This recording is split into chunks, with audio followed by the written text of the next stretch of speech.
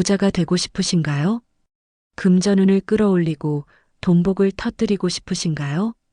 그렇다면 올 가을을 맞아 성묘를 대하는 태도부터 달라질 필요가 있는데요. 사실 성묘는 단순히 조상을 찾아뵙는 의례가 아닙니다. 풍수의 관점에서 보면 조상과 후손 사이의 기운이 오가는 통로이며 막혔던 복이 열리고 흐르는 순간이지요. 놀라운 사실은 이름만 들어도 아는 재벌가나 대기업 오너 일가 역시 성묘와 조상 제례를 절대 가볍게 여기지 않는다는 점입니다. 그들의 재산과 권세 뒤에는 보이지 않는 조상복의 힘이 작동하고 있는 것이지요. 만약 금전 흐름이 좋아지길 바란다면 반드시 성묘를 올바르게 해야 합니다. 준비물 하나 행동 하나가 곧 금전운과 직결되지요. 그 작은 차이가 후손의 재물복을 막기도 하고 반대로 크게 열어주기도 합니다. 이제부터 금전운을 위해 여러분이 성묘 갈 때 무엇을 꼭 챙겨야 하는지, 그리고 그 순간 어떤 변화와 징조가 나타나는지 전해드릴게요. 막혔던 조상복과 돈복이 터지는 풍수의 길을 열어보시기 바랍니다. 듣기 전 구독과 좋아요, 알림 설정은 큰 힘이 됩니다. 재물운을 키우고 싶다면 먼저 조상복의 개념을 이해해야 합니다. 조상복은 단순히 조상님의 덕을 입는다는 말이 아니라 후손이 살아가는 길에 직접 작용하는 보이지 않는 힘입니다. 집안이 번성하고 자손이 형통하는 것도, 반대로 일이 꼬이고 재물운이 막히는 것도 모두 이 조상복의 흐름과 연결되어 있습니다. 성묘는 이 조상복을 여는 가장 중요한 관문입니다. 묘소는 집안의 뿌리이자 기운이 모이는 자리이므로 성묘는 단순히 음식을 올리고 벌초하는 자리가 아니라 후손이 조상과 직접 연결되는 순간입니다. 우리가 감사와 정성으로 찾아뵐 때 조상님의 기운이 열리고 후손에게 복으로 이어지지만 대충하거나 억지로 성묘를 하면 그 마음이 그대로 전해져 복이 막히게 됩니다. 풍수에서는 조상묘를 집안의 큰 창고에 비유합니다. 조상님의 덕과 기운이 그곳에 쌓이고 성묘라는 행위를 통해 그 문을 열어 복을 나누어 받는 것이지요. 실제로 묘소를 잘 관리하고 성묘를 소홀히 하지 않는 집안일수록 일이 술술 풀리고 큰 부자가 나오기도 합니다. 반대로 묘소를 방치한 집안은 기운이 끊기고 운이 막히며 쇠락하는 경우가 많습니다. 결국 성묘는 단순한 의무가 아니라 후손의 재물운과 운명을 바꾸는 열쇠입니다. 조상과 후손이 기운을 주고받는 순환의 장이 성묘이며 올린 정성과 감사가 조상님께 닿아 다시 후손에게 복으로 되돌아옵니다. 이 선순환이 이루어질 때 집안은 안정되고 후손은 부유와 번영을 누리게 됩니다. 그러므로 성묘를 단순한 명절 의례로만 여기지 말고 부자로 가는 첫걸음으로 삼으시길 바랍니다. 조상복은 그냥 떨어지는 것이 아닙니다. 조상님께 드리는 정성과 예의를 통해서만 열리고 그 기운이 후손에게 금전운과 재물운으로 흘러들어오게 됩니다. 잘못된 마음가짐이나 대충한 성묘는 복을 막지만 올바른 성묘는 막힌 돈줄을 시원하게 터뜨려 줍니다. 그렇다면 어떻게 해야 조상님께 우리의 정성과 존경을 제대로 전할 수 있을까요? 바로 성묘에 나설 때 무엇을 준비하고 어떻게 올리느냐에 달려 있습니다. 준비물 하나, 행동 하나가 곧 돈복과 직결되는 법입니다. 이제부터는 성묘 갈 때 반드시 챙겨야 할 것들을 구체적으로 살펴보겠습니다. 이 작은 준비가 여러분의 재물운을 여는 결정적인 열쇠가 될 것입니다.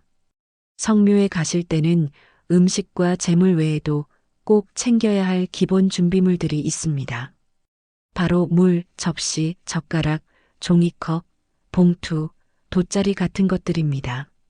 이것들은 단순히 편의를 위한 물건처럼 보이지만 사실은 조상님을 정성껏 모시는데 꼭 필요한 도구들입니다. 먼저 맑은 물을 챙기시면 좋은데요. 물은 정화의 의미를 가지고 있어 묘소에 올리면 주변의 기운을 깨끗하게 해줍니다. 요즘은 생수 한 병을 가지고 가는 경우가 많습니다. 또 재물을 차릴 때 접시나 종이컵, 젓가락 같은 기본 도구가 있어야 깔끔하게 올릴 수 있지요. 음식이 아무리 좋아도 준비가 허술하면 정성이 부족해 보일 수 있습니다. 봉투와 비닐봉지도 꼭 챙기셔야 합니다. 성묘 후에 음식을 정리해서 가져와야 하는데 그대로 두고 오는 것은 예의가 아닙니다. 산짐승이 훼손할 수도 있고 그냥 내버려 두면 조상님을 홀대하는 행동이 되기 때문입니다. 남은 음식을 담아오려면 봉투는 필수입니다. 돗자리 같은 건 역시 꼭 챙겨가시면 좋습니다. 묘소 주변이 흙이나 풀밭인 경우가 많기 때문에 돗자리를 펴고 정갈하게 재물을 차리면 조상님을 모시는 자리가 더 안정되고 단정해집니다. 작은 준비물이지만 바로 이런 배려와 정성이 모여 조상복으로 돌아옵니다. 무엇보다 성묘에 가장 먼저 챙겨야 할 것은 바로 술입니다. 옛날부터 제사와 성묘에는 술이 빠지지 않았습니다. 왜냐하면 술은 단순한 음료가 아니라 조상님과 후손 사이의 기운을 깨우고 연결하는 매개체이기 때문입니다. 술잔을 올리며 마음속으로 감사와 존경을 전할 때 막혀있던 기운이 열리고 후손의 삶에 새로운 복이 흘러들어오는 것이지요. 여러분, 술이라고 해서 꼭 비싼 술이나 특별한 술일 필요는 없습니다. 정종, 청주 같은 맑은 술이면 충분하고 심지어 조상님이 생전에 즐겨 드셨던 막걸리도 좋습니다. 중요한 것은 술의 종류가 아니라 후손의 정성과 마음입니다. 다만 꼭 지켜야 할 예법이 있습니다. 술병을 제대나 제상 위에 그냥 올려두면 안 된다는 점입니다. 반드시 술은 제대 아래 두고 잔에 따라 올려야 합니다. 이것은 단순한 격식이 아니라 상대에 대한 존중의 표시입니다. 혹시 집에 귀한 손님이 왔을 때 술병만 그대로 내놓으시나요? 그렇지 않습니다. 반드시 잔에 따라 대접하는 것이 예의지요. 조상님께 올리는 술도 마찬가지입니다. 술은 후손이 올리는 정성과 예의를 담은 상징이며 성묘에서 빠질 수 없는 첫 번째 준비물입니다. 성묘 준비물 가운데 빼놓을 수 없는 것이 바로 과일입니다. 과일은 단순히 먹는 음식이 아니라 풍요와 번영을 상징하는 대표적인 제물입니다. 사과는 정직과 성실을, 배는 맑음과 깨끗함을, 대추는 대를 이어 번창함을, 밤은 풍요로운 자손 번성을 의미합니다. 그래서 예부터 성묘에는 반드시 계절 과일을 올렸습니다. 여러분, 과일을 준비하실 때는 중요한 원칙이 있습니다. 제사처럼 과하게 많이 준비할 필요는 없습니다. 오히려 몇 가지 핵심 과일만 정성스럽게 준비하는 것이 더 낫습니다. 또 과일은 반드시 깨끗이 닦아내고 최대한 보기 좋게 담아야 합니다. 흠집이 난 과일, 상한 과일을 아무렇게나 올리는 것은 조상님께 성의가 부족하다는 신호로 비칠 수 있기 때문이지요. 실제로 풍수에서는 과일의 빛깔과 단맛이 곧 복의 빛깔과 단맛이 된다고 말합니다.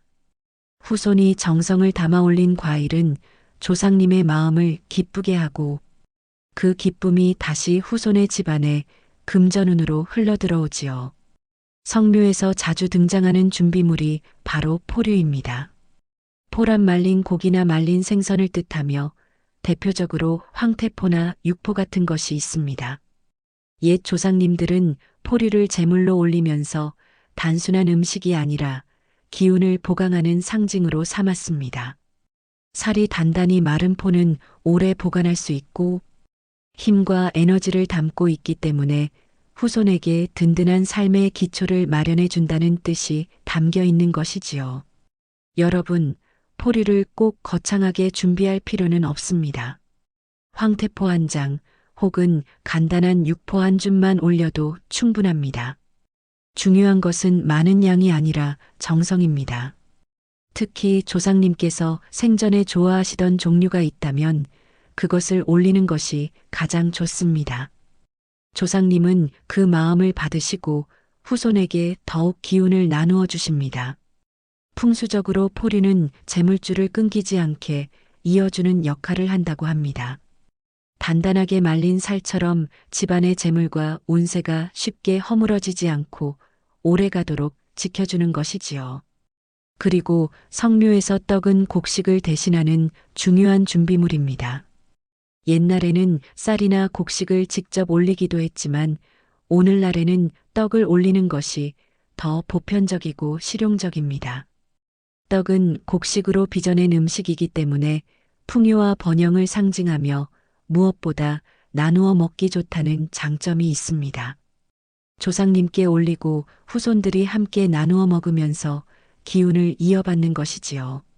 여러분, 떡 가운데 가장 많이 쓰이는 것은 백설기와 송편입니다. 백설기는 순수함과 청정을 상징하고 송편은 자손번창을 기원하는 의미가 담겨 있습니다. 그래서 추석 명절 성묘에는 송편이 빠지지 않고 올라갑니다. 또 하얗고 노란 콩시루떡처럼 넉넉한 양으로 만든 떡은 풍요와 집안의 기운을 튼튼히 지켜주는 의미가 있습니다. 풍수적으로 떡은 흩어지지 않는 기운을 상징합니다. 곡식 나탈은 흩어질 수 있지만 떡은 모여 하나의 형태를 이루지요. 이는 집안이 흩어지지 않고 단단히 뭉쳐 잘 번성하라는 뜻을 담고 있습니다. 따라서 성묘에 떡을 올리는 것은 단순한 풍습이 아니라 후손의 화합과 재물복을 기원하는 중요한 상징이 됩니다. 그런가 하면 성묘에서 가장 감동을 주는 재물은 조상님이 생전에 좋아하셨던 음식입니다. 나물, 전, 국, 혹은 특별히 즐겨 드시던 반찬이나 음식 한두 가지를 올리는 것이지요. 이것은 단순한 음식 차림이 아니라 후손이 조상님을 기억하고 존경한다는 마음의 표현입니다. 여러분이 좋아하는 음식을 누군가 정성껏 준비해 준다면 마음이 따뜻해지는 것처럼 조상님도 기쁘게 받으시는 것입니다. 하지만 여기서 꼭 주의할 점이 있습니다. 아무리 좋아하셨던 음식이라 하더라도 제사와 성묘에서 금기되는 음식은 피해야 한다는 것입니다. 대표적으로 마늘, 파, 부추, 생강 같은 오신채는 재래 음식에서 금하는 경우가 많습니다. 냄새가 강하고 자극적이라는 이유 때문이지요. 또 육회처럼 날고기를 직접 올리는 것도 좋지 않습니다. 성묘는 정성과 청결을 바탕으로 해야 하기에 가능한 한 깔끔하고 단정한 음식으로 준비하는 것이 옳습니다. 풍수적으로도 이러한 정성은 곧바로 조상복을 여는 힘이 됩니다. 음식 하나에도 마음이 담겨 있음을 기억하시기 바랍니다. 풍수에서 말하는 조상복은 단순한 믿음이나 미신이 아닙니다. 조상님과 후손 사이에 보이지 않는 기운의 흐름이고 그 기운이 막혔다가 열리면 실제 삶 속에서 분명한 징조들이 나타납니다. 많은 분들이 성묘 후에 이상하게 일이 잘 풀리기 시작했다고 말하는 것도 이것 때문인데요. 그렇다면 조상복이 열릴 때 구체적으로 어떤 변화가 일어날까요? 가장 먼저 금전운이 서서히 좋아지기 시작합니다. 막혀있던 돈줄이 열리면서 돈이 들어오는 통로가 생기고 생각지도 못한 수입이 발생하기도 합니다. 예를 들어 오랫동안 팔리지 않던 땅이나 집이 성묘 이후 갑자기 거래가 성사되는 경우가 있습니다. 풍수적으로는 묘소의 기운과 조상님의 덕이 후손에게 작용하여 매매운이 열리는 것입니다. 팔릴까? 하고 고민만 하던 재산이 성묘를 다녀온 뒤로 매매되면서 금전운이 풀리는 사례는 실제로 적지 않았지요. 장사운이 트이는 경우도 많습니다. 가게를 운영하는 분들 가운데 성묘를 다녀온 직후 매출이 오르거나 새로운 거래처가 생겼다는 이야기가 종종 들리지요. 그동안 연락이 끊겼던 단골이 다시 찾아오기도 하고 예상치 못했던 좋은 손님이 붙기도 합니다. 풍수적으로 성묘는 묘소에 쌓인 탁한 기운을 걷어내고 새로운 기운을 불러오는 행위입니다. 그래서 성묘 후에는 막혔던 손님길, 돈길이 열리면서 장사가 잘 되는 효과가 나타나는 것이지요. 가정의 기운이 안정되고 자손이 평안해집니다. 조상복이 열리면 단순히 돈이 생기는 것에서 끝나지 않습니다. 가족 간의 불화가 줄어들고 집안 분위기가 한결 따뜻해집니다. 성묘를 통해 감사와 존경의 마음을 올리면 그 기운이 다시 후손의 삶 속으로 흘러들어와 사람 사이의 관계가 부드럽게 풀리는 것입니다. 특히 자녀가 진학이나 취업 같은 중요한 길목에 있을 때 성묘를 정성껏 다녀오면 예상 밖의 좋은 소식이 들려오는 경우가 많습니다. 여러분, 조상복이 열릴 때 가장 큰 변화는 마음의 평안입니다.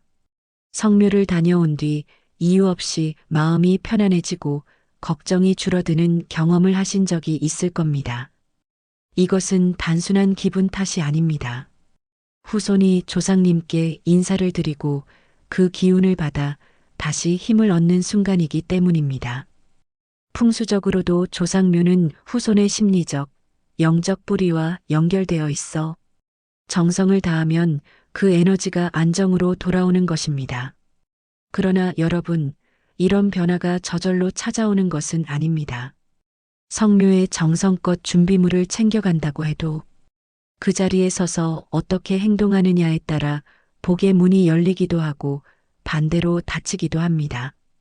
즉, 행동 하나, 태도 하나가 곧 돈복의 관문이라는 사실입니다.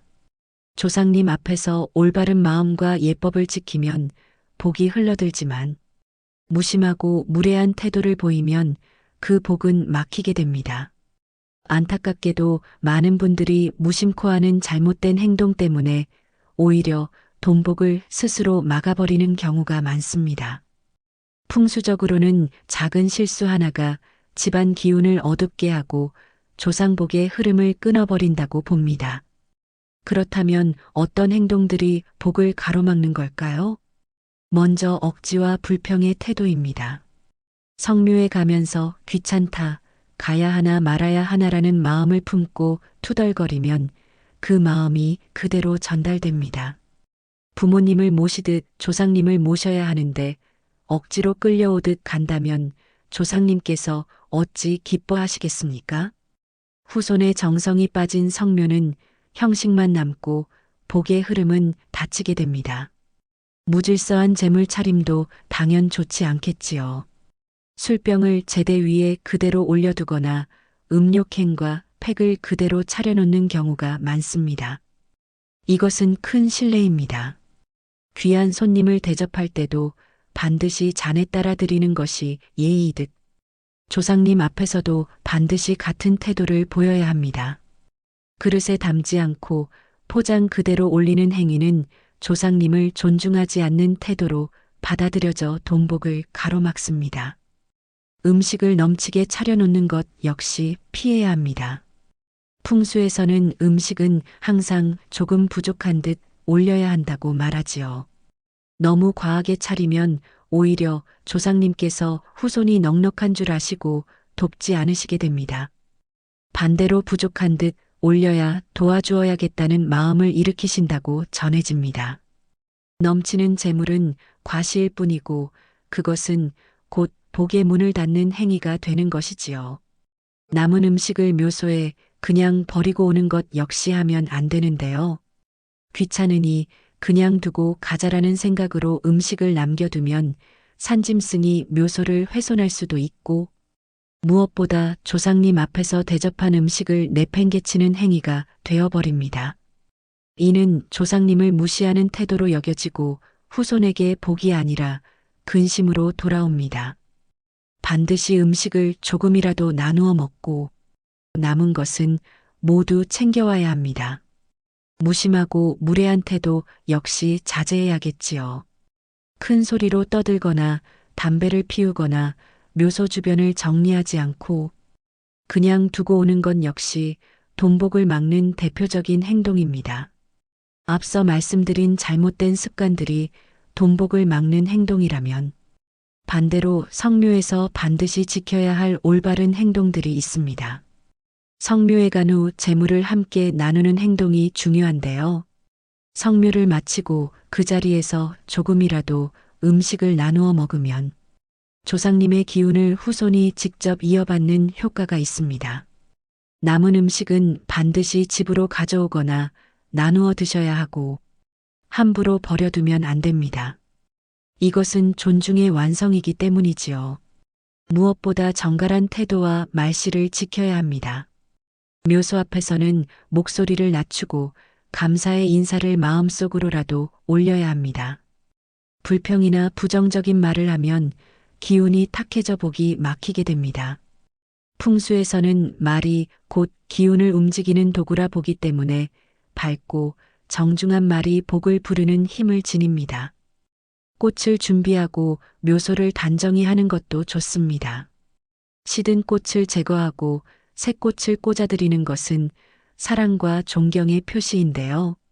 풍수적으로 꽃은 집안의 번영을 뜻하기 때문에 묘소에 꽃이 피어 있으면 그 후손의 삶도 윤택해진다고 전해집니다. 또한 묘소 주변을 깨끗이 정리하는 행위는 후손의 길을 밝히고 재물운을 맑게 하는 행위가 됩니다. 여러분, 성묘는 단순히 조상님을 찾아뵙는 의례가 아닙니다. 풍수의 관점에서 성묘는 조상복을 여는 가장 중요한 열쇠이자 후손의 금전운과 재물운을 터뜨리는 기회이지요. 그러니 이번 명절 성묘에서는 감사와 존경의 마음을 담아 올바른 준비와 행동을 실천해 보시기 바랍니다. 그러면 분명 여러분의 삶에 막혔던 길이 열리고 돈복과 재물운이 흘러들어올 것입니다. 오늘 이야기가 도움이 되셨다면 주변의 소중한 분들에게 공유해 주세요. 지금까지 인생길잡이였습니다. 구독과 좋아요, 알림 설정은 큰 힘이 됩니다. 감사합니다. 행복하세요.